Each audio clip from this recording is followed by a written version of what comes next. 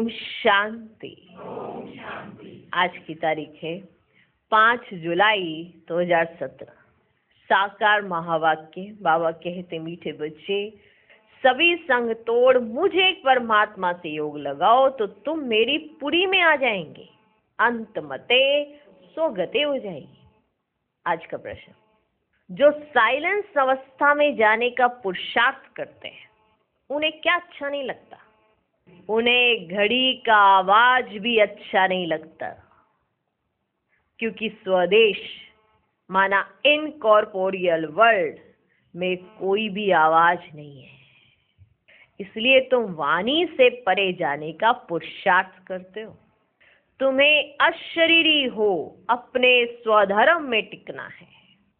बाबा के देश को बाबा सहित याद करना है। और ये कहा किससे जा रहा है? आत्मा को। याद रखना, ये बात याद रखते मुरली सुनाकर। फिर देखो कैसे मुरली याद होती है और कैसे स्मृति में आता है कि बाबा हमें क्या कहना चाहता है।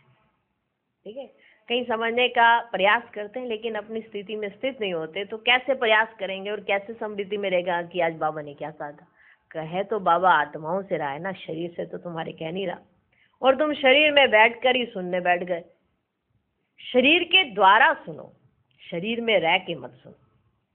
ठीक है, कान मिले हैं सुनने के लिए, तो सुनो, और सुनो उस स्थिति में स्थित होके कि सुनाया किसे जा रहा है? आत्मा को। जो अपने स्वरूप में अगर स्थित हो जाए तो उसे परमात्मा के सिवा कोई भी आत्मा है नहीं, उसी स्वरूप में स्थित होना है। उसका ही अभ्यास चल रहा है ये सारा। ठीक, आज का गीत है, भक्तों की फरियाद सुनो भगवान हमारे। ओम शांति। भगवान उवाच, यह है योग आश्रम। तुम यहाँ बैठे हो योग कमाने। ये परमात्मा तुम आत्माओं से इन ऑर्गन्स द्वारा बात कर रहे हैं। ये परमात्मा तुम आत्माओं से इन ऑर्गन्स द्वारा बात कर रहे हैं। तुम आत्माएं अभी किसकी याद में बैठी हो? किसकी याद में बैठी हो? आत्मा कहती है, अहम आत्मा तत्त्वम। हम सब आत्माएं उस परम पिता परमात्मा की याद में बैठे हैं। ये योग किसने सिखाया? ये योग किसने सिखाया? भगवान उवाच, मैं सभी आत्माओं का पिता हूं अथवा फादर हूं। मैं इस शरीर द्वारा तुमको योग सिखलाने के लिए टीचर बनाऊं। मैं इस शरीर द्वारा तुमको योग सिखलाने के लिए टीचर बना हूं। ये तो सहज समझाते हैं, कहते हैं, जब जब अति धर्म गलानी होती है तब मैं आता हूं। ये वही कल्प पहले वाले महावाक्य अति साधारण शरीर द्वारा रिपीट हो रहे हैं। वही कल्प पहले वाले महावाक्य अति साधारण शरीर द्वारा रिपीट हो रहे हैं। कहते हैं कल्प पहले भी यही महावाक्य उच्चारे थे जिसकी गीता बनी हुई है। तो जब धर्म गलानी होती है अथवा अनेक धर्म आए उपस्थित होते हैं और देवता धर्म का एकदम नामो निशान गुम हो जाता है, देवता धर्म वाले अपने को हिंदू कहलाने लग पड़ते हैं। भल पूछते देवताओं को हैं, लेकिन कहलाते अपने को हिंदू हैं। जैसे देवता धर्म के बदले हिंदू धर्म रिप्लेस हो जाता है, इसको कहते हैं धर्म गलानी। इसको कहते हैं धर्म गलानी। जब वह एक देवी धर्म का नामो निशान गुम हो जाता है, उसके बदले अनेक धर्म मठ पंथ निकल पड़ते हैं। ये वही कल्प पहले वाली गीता रिपीट हो रही है। ये भगवान उवाच दूसरा तो कोई कह नहीं सकता। वही आकर फिर वही गीता के महावाक्य रिपीट कर रहे हैं। यह महावाक्य और कोई शास्त्रों में नहीं है, गीता में है। भगवान उवाच, भगवान खुद समझाते हैं, कहते हैं, जब अनेक धर्म हो जाते हैं, कलयुग की अंत आकर पहुंचती है, तब कल्प के संगम पर मैं आता हूं।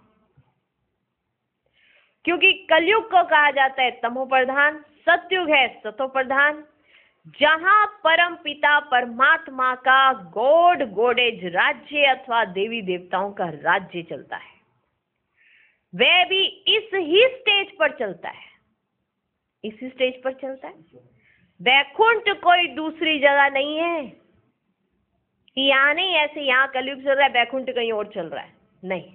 वैकुंठ कोई दूसरी जगह नहीं है, इसी स्टेज पर चलेगा। स्टेज एक है तो प्लेटफॉर्म पर एक ही तरह एक ही समय पर एक ही एक्ट चलेगी ना। स्टेज ही एक है, दूसरी कोई स्टेज ही नहीं जहां पर एक्ट की जा सके। तो अभी कलयुग है और हम संगम पर बैठे हैं, आने वाला समय सतयुग है, तो ये राइट है ना। ऊपर बैकुंठ नहीं है, कोई दूसरी जगह बैकुंठ नहीं है, यही इसी स्टेज पर है। क्लियर? इस ही भारत में देवी देवताओं का राज्य था जो अब प्राय लोप हो गया है। ये बात तो समझते हो ना। राज्य था जो अब प्राय लोप हो गया है। परमात्मा को कहते हैं गॉड इज नॉलेजफुल, कहते हैं ना। इसका मतलब सारी नॉलेज उन्हीं में होगी, वही देंगे तब हम में आएगी। समझो ना, गॉड इज नॉलेजफुल, वे एक ही ज्ञान का सागर, आनंद का सागर, सुख का सागर है। उसके सिवाय और कोई में गॉडली ज्ञान है ही नहीं, है ही नहीं। और किसी में गॉडली ज्ञान तो दूसरा कोई को ज्ञानी कैसे कह सकते हैं? गॉड इज नॉलेजफुल, परमात्मा में ही ज्ञान है, वो ज्ञानी तो देंगे ना आके, बाकी तो कोई दूसरा ज्ञानी हो ही नहीं सकता। वे कहते हैं कि ये नॉलेज देने के लिए मुझे ही आना पड़ता है, ये नॉलेज देने के लिए। जब तक वे स्वयं आकर नॉलेज ना देवे तब तक कोई नॉलेजफुल बन नहीं सकता। गॉड इज नॉलेजफुल, परमात्मा में ही ज्ञान है। जब तक वो स्वयं आकर वो ज्ञान हमको ना दे तब तक हम नॉलेजफुल बन नहीं सकते। उस गॉडली नॉलेज को ही फिलॉसफी कहा जाता है, जिससे सोल को प्योरीफाई बनाते हैं। उस नॉलेज के आधार पर सोल को प्योरीफाई, सोल ये इसको क्या करते हैं? प्योरीफाई। ये ज्ञान रोज सुनना पड़ता है, क्योंकि रोज हम माया के राज्य में जाते हैं। अभी ईश्वरीय गोद में आए हैं, फिर उसके बाद माया का राज्य फिर से शुरू हो जाता है। अब वहां बचने के लिए हमें ज्ञान की जरूरत है, उस थ्योरी की जरूरत है जिसके आधार पर हम अपने आप को सेफ रख सकें। नहीं तो वो बातें हम पर असर करने लग जाती हैं, वापस असर करने लगती हैं, क्योंकि 63 जन्म उन्हीं बातों में रहे हैं। तो सोल को प्योरीफाई करने के लिए ज्ञान चाहिए, तो वो ज्ञान रोज रोज बाबा शिक्षक बनकर हमको देते हैं, जिससे सोल प्योरीफाई होती है। अब प्रश्न उठता है कि तुम यहां किस लिए आते हो? अब प्रश्न उठता है कि तुम यहां किस लिए आते हो? तुम वही कल्प पहले मुआफिक फिर आए हो, गॉड से गॉडली नॉलेज प्राप्त कर प्योरिफाइड बनने के लिए। पावन होने आए हो ना? किस लिए आए हो यहाँ पे? क्या करने आए हो? किस लिए सुनते हो? क्यों सुनते हो? प्योरीफाई होने आए हो। मालूम चल गया कि आप पतित हो, अब पतित से आपको पावन होना है, तो ये ज्ञान सुनने किस लिए आए हो? प्योरीफाई होने के लिए। यह नॉलेज प्राप्त करने के लिए इस गॉडली स्कूल में ज्वाइंट होना पड़ेगा। स्कूल है, नॉलेज प्राप्त करनी है तो इस गॉडली स्कूल में ज्वाइंट होना पड़ेगा। दूसरा कोई तो गॉडली नॉलेज दे नहीं सकता, है ही नहीं तो देगा कहां से। हम भी जो दे रहे हैं वो बाप का दिया दे रहे हैं, हमारे पास नहीं है। प्योरीफाई होना है ये गॉडली नॉलेज से ही होंगे। वो कहते हैं हम सब में गॉडली नॉलेज है। कौन सी नॉलेज है? कह देते ईश्वर सर्वव्यापी है, लेकिन परमात्मा कहते हैं कि यह मिथ्या ज्ञान है। मैं तो सर्वव्यापी नहीं हूं, मैं तो सर्वव्यापी नहीं हूं, मैं तो जो हूं जैसा हूं तुम बच्चों के आगे प्रत्यक्ष होता हूं। मैं तो जो हूं जैसा हूं तुम बच्चों के आगे प्रत्यक्ष होता हूं। जब तक मैं अपना ज्ञान स्वयं आकर ना सुनाऊं तब तक मुझे कोई जान नहीं सकता। जब तक मैं ही अपना सत्य आके ना बताऊं तुम मेरा सत्य जान कैसे सकते हो, क्योंकि तुम मुझे तो जानते नहीं। जब तक मैं ही आकर वो ज्ञान ना सुनाऊं तब तक मुझे कोई जान नहीं सकता और ना कोई मेरे पास पहुंच सकता। इसलिए मुझे आना पड़ता है और मैं आता हूं कल्प के संगम पर बस। और जब मैं आता हूं तब ये ज्ञान देने वाले डॉक्टर और फिलोसफी साधु महात्मा बहुत है। जब मैं आता हूं तब ये डॉक्टर और फिलोसफी साधु महात्मा बहुत है। वे भी यही ज्ञान देते हैं कि हम सब परमात्मा हैं। अब एक तरफ कहते हैं परमात्मा एक है, दूसरी तरफ उन्हों की अनेक मतें।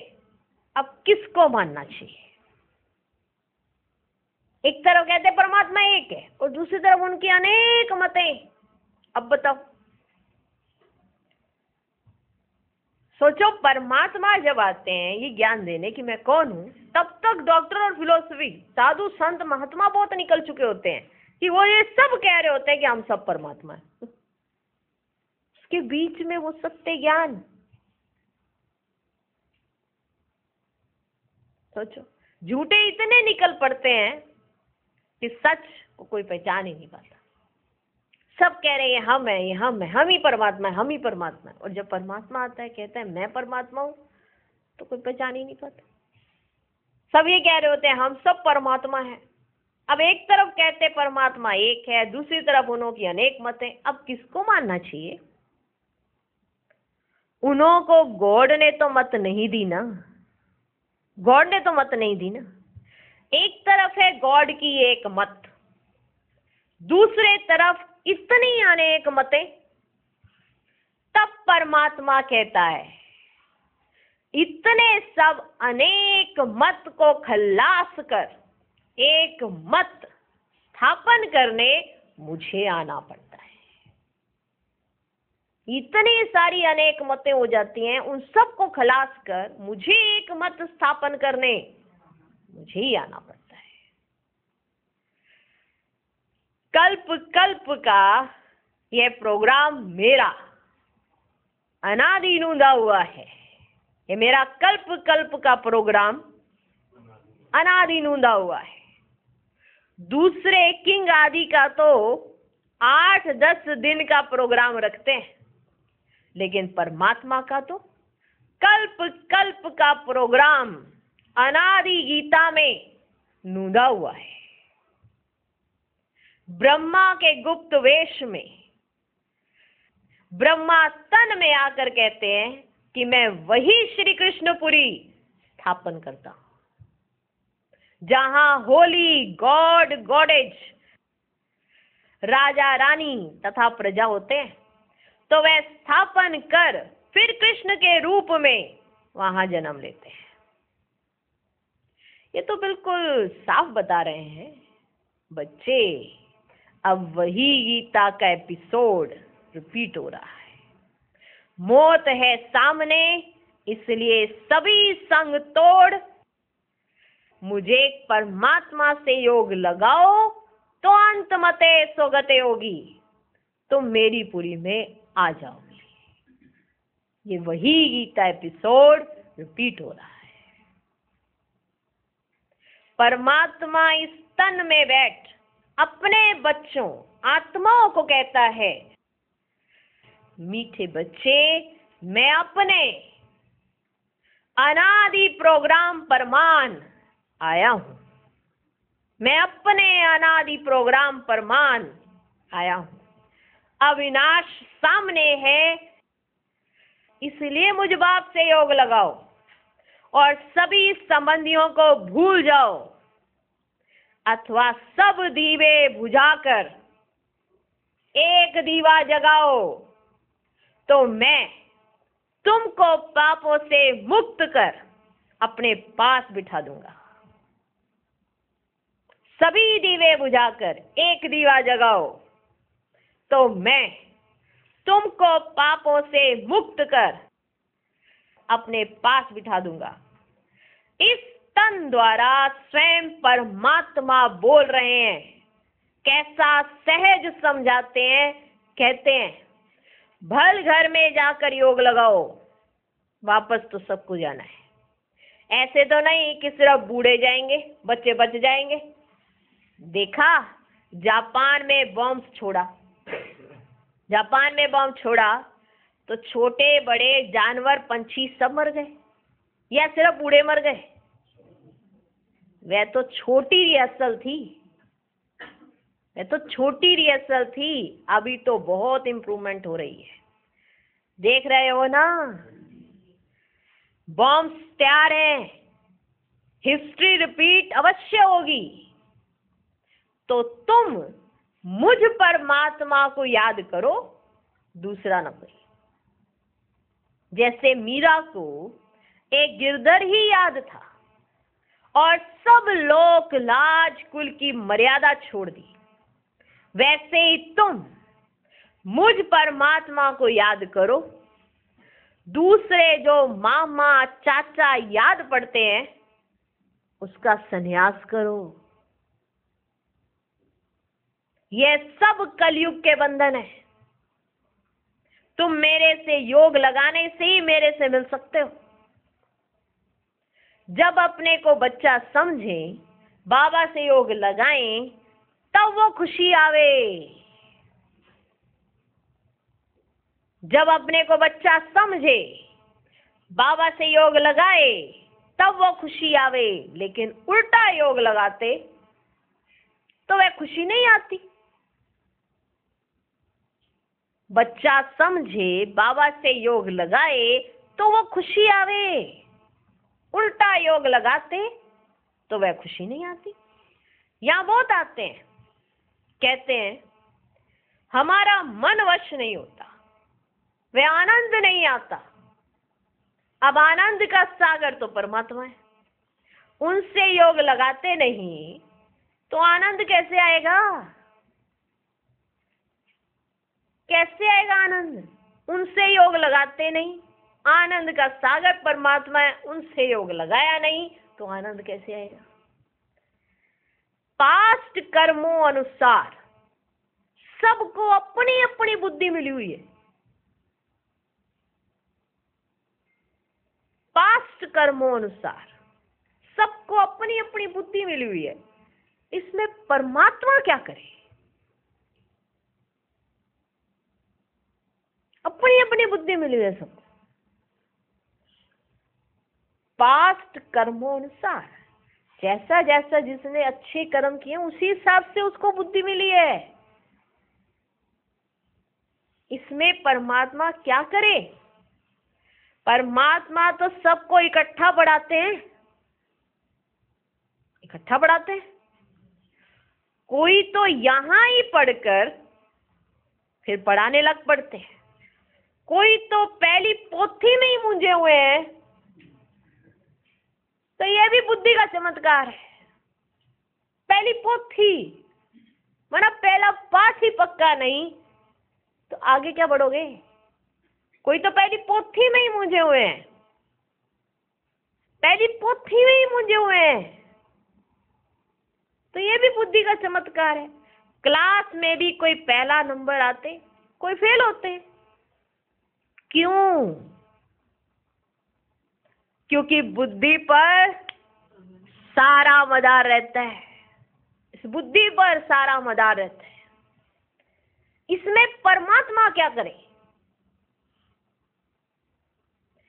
सबकी तीक्ष्ण बुद्धि करे तो सभी पहला नंबर आ जाए।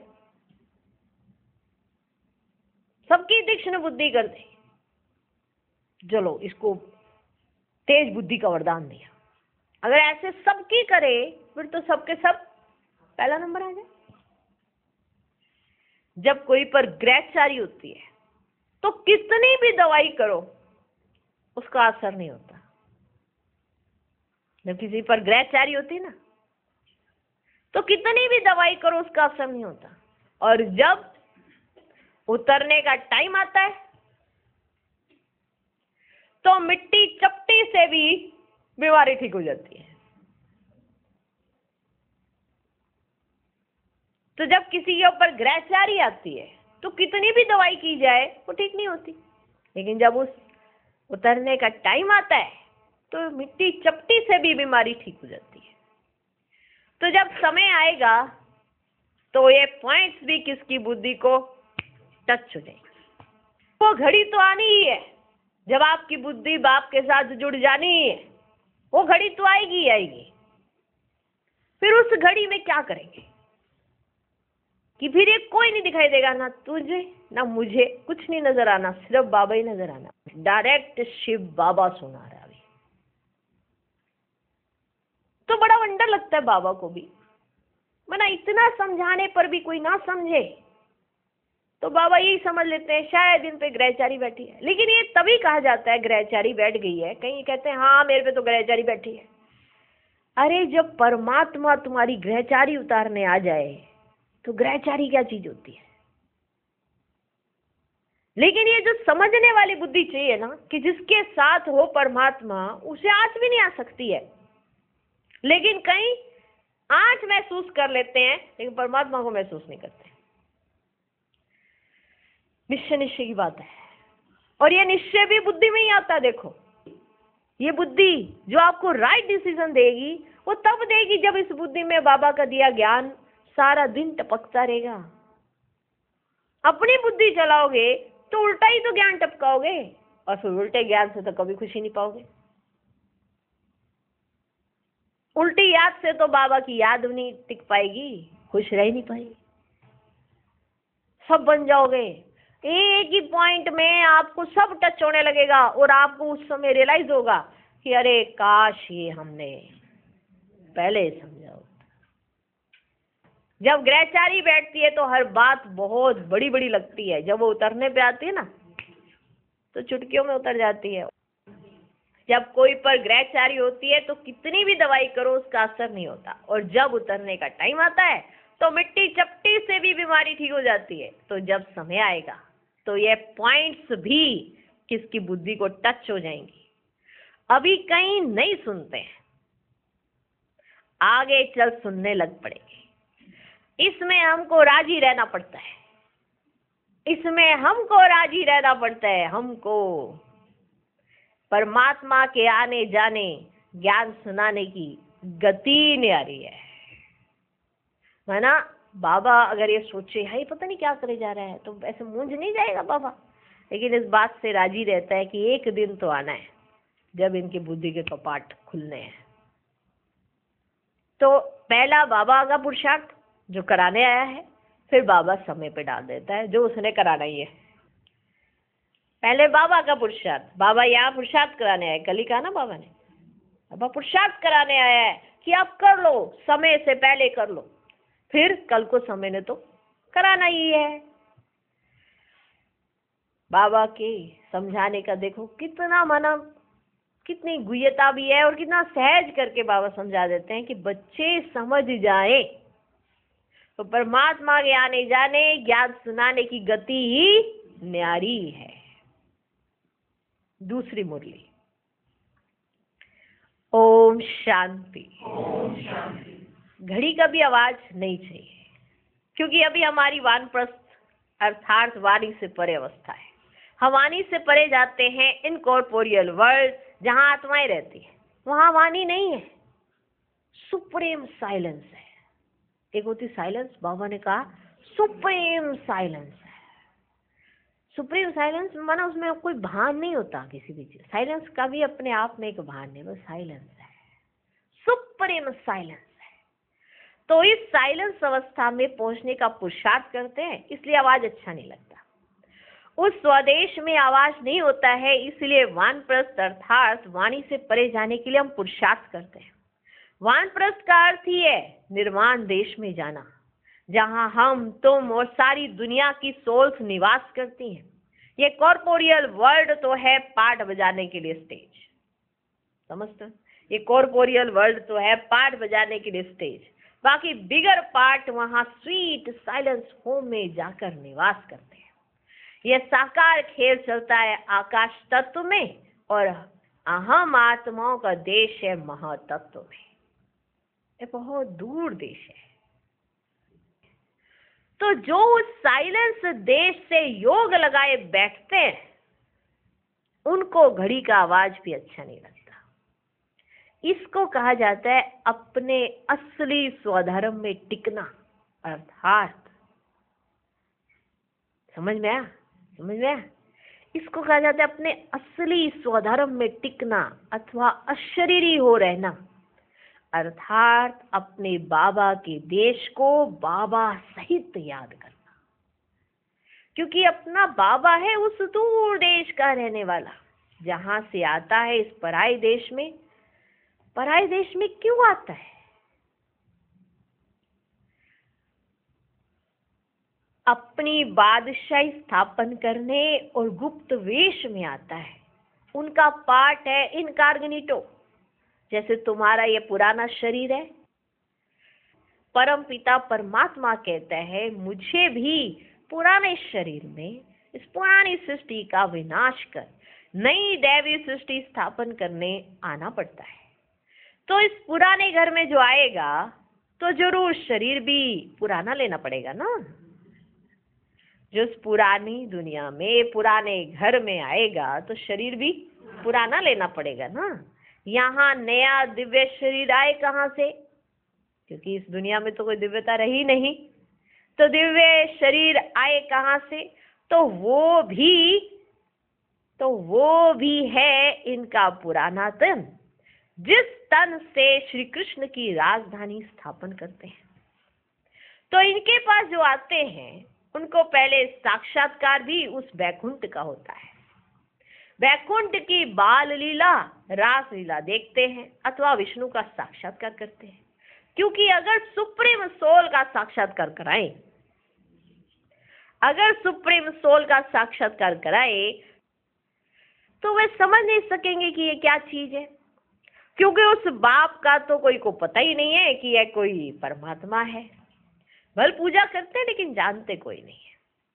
वो तो कहते हैं परमात्मा सर्वव्यापी है, तो सब परमात्मा हो गए।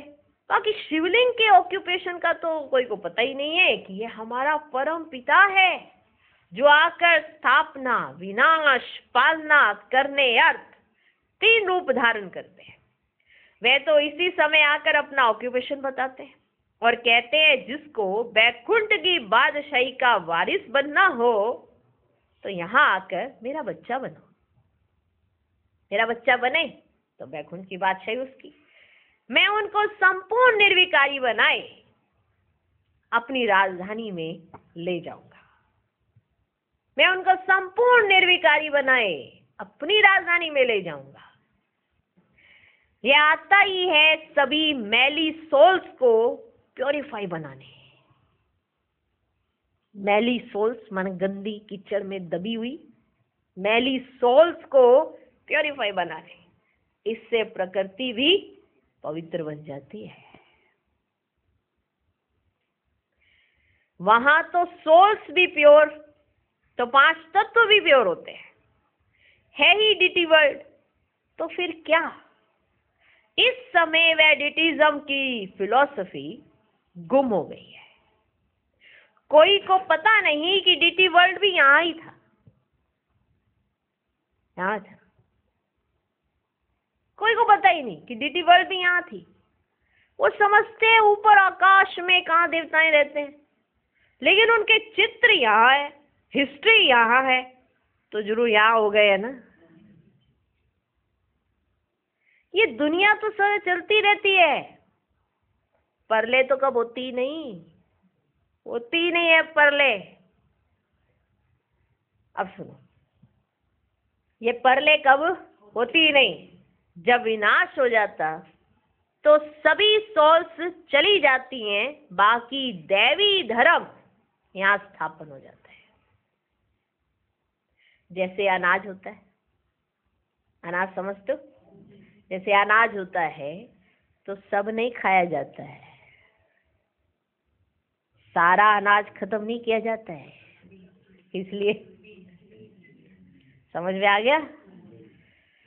जैसे अनाज होता है तो सब नहीं खाया जाता है, बहुत खाया जाता है, थोड़ा बहुत बचाया जाता है बोने के लिए। इतनी वंडरफुल बात है। तो सारी की सारी आत्माएं ऊपर नहीं चली जाएंगी, कुछ रहेंगी आगे की स्थापना के लिए, समझे? तो जैसे अनाज होता है तो सब नहीं खाया जाता है, बहुत खाया जाता है, पर थोड़ा बहुत बचाया जाता है। ज्यादा बचाया नहीं जाता, थोड़ा बहुत बचाया जाता है बोने के लिए, नहीं तो बीज कहाँ से आवे? अगर परले हो जाए तो अनाज भी खलास हो जावे, फिर बोने के लिए अनाज कहाँ से आवे जो दूसरा निकाले? तो अनाज भी जैसे अनादि है ही, तो मनुष्य भी है ही अनादि। तो जैसे अनाज भी अनादि है ही, चला ही आ रहा है ना सर्कल, अनाज का सर्कल चला आ रहा है, किसी को नहीं पता ये अनाज पैदा कहाँ से हुआ, चला आ रहा है ये सर्कल। तो जैसे अनाज भी अनादि है ही, तो मनुष्य भी है ही। तो परमात्मा जैसे कुछ बीज बचाए, बाकी सबको ले जाते हैं, कुछ बीज बचाते हैं, बाकी सबको ले जाते हैं, जिससे फिर सृष्टि की वृद्धि होती है। परमात्मा भी कहता है मैं अनेक धर्म विनाश कर एक धर्म स्थापन करता हूं। ऐसे तो कहते नहीं कि मैं परले कर देता हूं, यह सबका अंतिम जन्म है, फिर मृत्यु लोक में कोई का जन्म नहीं होगा, सब चले जाएंगे। मानो मृत्यु लोक में किसका जन्म नहीं होगा, कहाँ होगा फिर? धाम में, अमर लोक में, सब चले जाएंगे। उसमें थोड़े बीज बच जाते हैं, जिससे धीरे धीरे बढ़कर त्रेता के अंत तक 33 करोड़ देवी देवताएं होते हैं। फिर दूसरे धर्म नंबरवार आते जाते हैं, उनमें भी ऐसे ही धीरे धीरे वृद्धि होती जाती है। ये ड्रामा का राज भी तुमको ऑलमाइटी बाबा ही आकर बताते हैं, इसलिए इसको कहा जाता है गॉडली नॉलेज। दूसरा कहीं भी ये नॉलेज तुमको नहीं मिलेगी, भले कितना भी घूमो, किसको इस नॉलेज का पता ही नहीं है। वो बस इसी समय ही तुमको यहां मिल सकती है, जहां परमात्मा अपना दैवी सिजरा बना रहे हैं। परमात्मा कहते हैं अगर मेरे रॉयल घराने में आना है तो इस तन को मेरे हवाले कर दो। अगर मेरे रॉयल घराने में आना है तो इस तन को मेरे हवाले कर दो, तो मैं आप समान प्योरीफाई बनाए बैकुंठ ले जाऊंगा। ये तो जानते हो बाबा अभी आए हैं, फिर कल्प बाद आएंगे, घड़ी घड़ी तो नहीं आएंगे। कहते हैं बच्चे हम आए हैं तुमको स्वच्छ होली बनाने लिए। वाइसलेस को ही होली कहा जाता है, बाकी ये जो बीड़ी शराब आदि पीते हैं उनको होली नहीं कह सकते। तुमको तो बाबा गुरु बनकर पढ़ाते भी है, तो बाप बनकर संभाल भी करते हैं। तुमको इनसे डबल आशीर्वाद मिलती है, गुरु की भी तो बाप की भी, दोनों का वर्षा तुम ले रहे हो। वो ऑलमाइटी बाबा इस तन द्वारा तुम्हारी स्थूल सूक्ष्म परवरिश करते रहते हैं, इसलिए कहते हैं कि इसके हवाले कर दो, क्योंकि तुम्हारी स्थूल भी परवरिश होगी और सूक्ष्म भी परवरिश तुम्हारी होगी। इसलिए कहते हैं कि इसके हवाले कर दो, तो ज्ञान अमृत से प्योरीफाई बनाए ले चलेगा। इसको कहा जाता है जीते जी मरना। लेकिन यह तो बहुत मीठा मौत है जो अपने असली बाबा की गोद में आ जाता है। कितना अच्छा समझाए, कितना समझाए, कितना अच्छा समझाए, कितना समझाए, फिर भी कह देते हैं मन मना भव मध्य जीव। अच्छा, मीठे मीठे सिकिलधे बच्चों प्रति माता पिता बाप दादा का याद प्यार और गुड मॉर्निंग। रूहानी बाप की रूहानी बच्चों को नमस्ते। हम रूहानी बच्चों की भी रूहानी बाप को नमस्ते नमस्ते नमस्ते। Good morning good morning good morning. धारणा के लिए मुख्य सार। पहला पॉइंट, वैकुंठ की बादशाही का वारिस बनने के लिए यहाँ बच्चा बन संपूर्ण निर्विकारी बनना है। दूसरा पॉइंट, रॉयल घराने में आना है तो यह तन परमात्म हवाले कर बाप समान प्योरीफाई बनना है। आज का वरदान, सच्चे वैष्णव बन पवित्रता की श्रेष्ठ स्थिति का अनुभव करने वाले संपूर्ण पवित्र भव। संपूर्ण पवित्रता की परिभाषा बहुत श्रेष्ठ और सहज है। संपूर्ण पवित्रता का अर्थ ही है स्वपन मात्र भी अपवित्रता मन और बुद्धि को टच नहीं करे। इसी को कहा जाता है सच्चे वैष्णव। चाहे अभी नंबरवार पुरुषार्थी हो, लेकिन पुरुषार्थ का लक्ष्य संपूर्ण पवित्रता है और यह सहज भी है, क्योंकि असंभव से संभव करने वाले सर्वशक्तिमान बाप का साथ है। आज का स्लोगन, सहज योगी वह है जो हट व मेहनत करने के बजाय रमणीकता से पुरुषार्थ करे। ओम शांति।